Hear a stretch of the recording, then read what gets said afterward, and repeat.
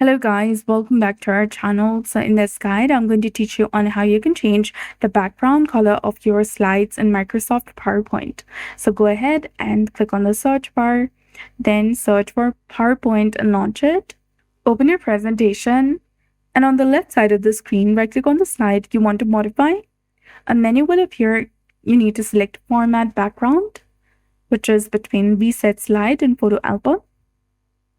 A new menu will appear in the right-hand side of the screen. Ensure that the solid fill option is selected. Then click on the color drop-down menu and choose your desired color. For example, let's go ahead and select blue. So it is exactly how you can change the background color of your slides in Microsoft PowerPoint in just a few minutes. If you found this guide helpful, please like, share, and subscribe. Thanks for watching. We'll see you again in the next one.